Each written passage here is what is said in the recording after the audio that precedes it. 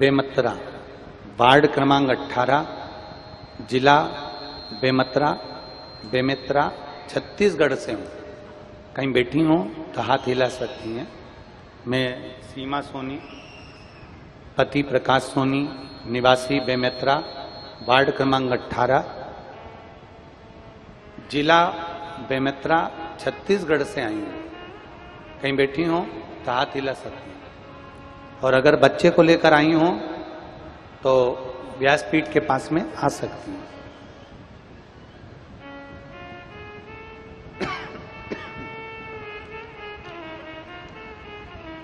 गुरुदेव, 12 वर्षों तक संतान की प्राप्ति नहीं हुई। 12 वर्षों से डॉक्टरों का इलाज चलता रहा पर संतान की प्राप्ति नहीं हुई। 12 वर्ष तक रेगुलर मैंने डॉक्टरों को भी दिखाया, वेदों को भी दिखाया, जगह जगह गोदी भी भरवाई, पर औलाद का सुख नहीं आया।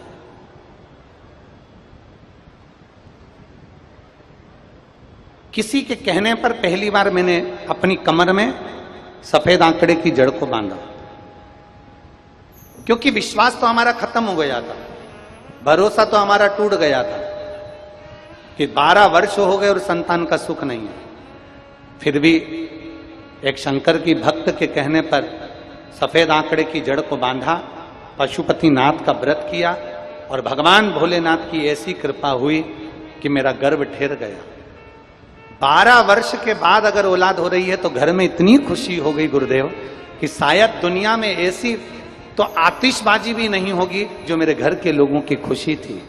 गुरुदेव, 21/11/2022 के दिन, सोमवार के दिन रात्रि को 9:50 पर सुबह 9:50 पर बाबा भोलेनाथ की कृपा से मेरे घर में पुत्र ने जन्म लिया। मैं बाबा को धन्यवाद देने के लिए आई हूं कि 12 वर्ष के बाद देवाधिदेव महादेव ने कृपा करी है। 12 साल के 12 वर्ष के बाद भगवान शिव की करुणा हुई। और तेरी कृपा बिना न हिले एक भी। एक पत्र बड़ा अच्छा है, देखिए।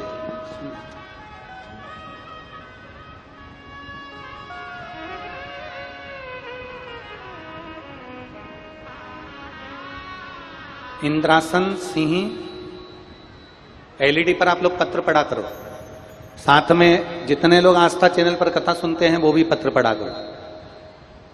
इंद्रासन सिंह, पत्नी ज्ञानती देवी, हाउसिंग बोर्ड और क्षेत्र भिलाई। मैं ज्ञानती देवी, हाउसिंग बोर्ड भिलाई, छत्तीसगढ़ से हूं। कहीं बैठी हो तो हाथ हिला सकती है। दिख रही हैं ज्ञानती देवी? अगर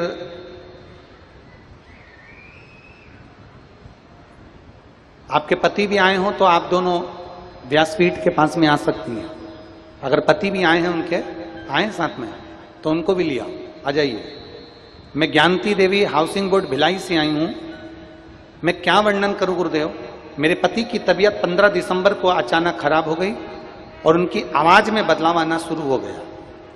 आवाज के बदलाव के कारण बस हम उनको डॉक्टर को दिखाए। डॉक्टर को दिखाते दिखाते उनकी आवाज 80% चली गई। 80% चली गई तो न्यूरोलॉजिस्ट को दिखाया, फिर जांच करना प्रारंभ करी और एमआरआई वगैरह कराने पर मालूम पड़ा कि उनको कैंसर हो गया।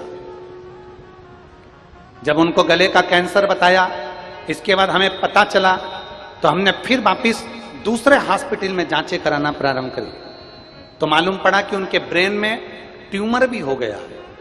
और ट्यूमर हो गया जिसके कारण बस उनका शरीर कष्ट बढ़ता चले गया। तकलीफ इतनी बढ़ गई गुरुदेव कि हम वर्णन नहीं कर सकते। 24/1/2024 को हम फिर दूसरे हॉस्पिटल में गए। वहां उनसे कहा गया कि ऑपरेशन के लिए डॉक्टर ने कह दिया। ऑपरेशन की तारीख निश्चित हुई 25 और 26 जनवरी। 25-26 जनवरी का ऑपरेशन पक्का हुआ, पर 25-26 जनवरी को छुट्टी थी तो ऑपरेशन की तारीख 29 जनवरी फाइनल करी गई। 29 जनवरी को ऑपरेशन की तारीख निकली। हम ऑपरेशन के लिए उनको लेकर गए और ऑपरेशन के लिए लेकर गए तो डॉक्टर ने वापिस उनका टाटा मेडिकल सेंटर में पीसीटी, सीटी टेस्ट कराया, जिसमें पता चला कि इनका जो ट्यूमर है वो सारे शरीर में दिख रहा है। फिर वापिस एक बार जांच कराई गई ऑपरेशन के पहले, तो मालूम पड़ा कि उनको ट्यूमर भी नहीं है, कैंसर भी नहीं है, और बाबा की ऐसी कृपा हुई गुरुदेव कि उनकी बायोप्सी जब कराई गई तो उसमें सारी रिपोर्ट नॉर्मल आई, जिसके अंतर्गत कैंसर समाप्त हो गया था। गुरुदेव, डॉक्टर ने 25-26 जनवरी ऑपरेशन का कहा था।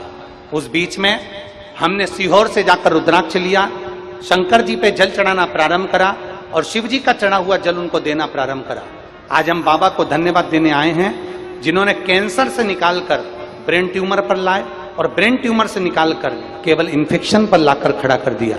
आज बाबा की कृपा से मेरे पति बिल्कुल ठीक हैं, और जो हॉस्पिटल में पड़े रहते थे, जो पलंग पर पड़े रहते थे, आज चलकर कथा में आए हैं। मैं बाबा को धन्यवाद देती हूँ। ये शिव तत्व